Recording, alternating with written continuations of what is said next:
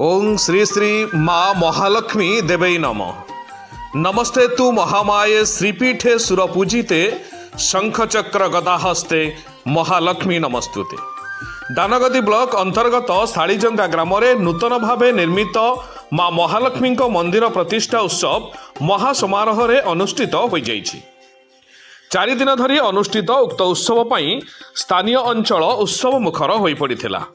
भक्ति और आध्यात्मिक परिवेश भितर अनुष्ठित एही उत्सव रे श्री जगन्नाथ धाम पुरी स्वतंत्र निमंत्रण पई आसी जोग देइथिबा पंडित निराकार पंडा, संतोष कुमार पंडा, रवि नारायण पंडा, चंद्रशेखर कर, दीपक मिश्र, सुब्रत शतपथी द्वारा पंचगव्य, कलश यात्रा, पंचकर्म, सूर्य और गोपूजन, अंकुरारोपण और रत्नमुद कार्य संपूर्ण करा जाइथिला।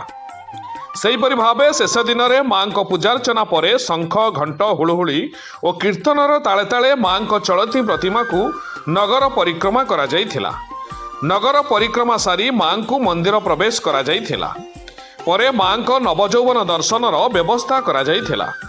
माँ दर्शन लाभ पई हजार हजार भक्तों समागम देखा मिलता। उक्त प्रतिष्ठा उत्सव रे राज्य सरकार समवाय मंत्री डॉक्टर प्रदीप बल सामंत, पूर्वतन मंत्री प्रीतिरंजन घड़ाई, सुकिंदा निर्वाचन मंडलीर प्राक्तन कांग्रेस विधायक प्रार्थी विभूभूषण राउत, कलिंगनगर आरक्षी अधीक्षक सुप्रसन्न मल्लिक, टमका थाना अधिकारिणी प्रमोदिनी साहू, कलिंगनगर थाना अधिकारी प्रकाश साहू, बजरंग ट्रक और टिपर एसोसिएशन सभापति दीपक जेना समेत बहु मान्यगण्य व्यक्तिविशेष मंदिर में पहुंची माँ पूजार्चना सामिल होगा सह आशीष भिक्षा करथिले।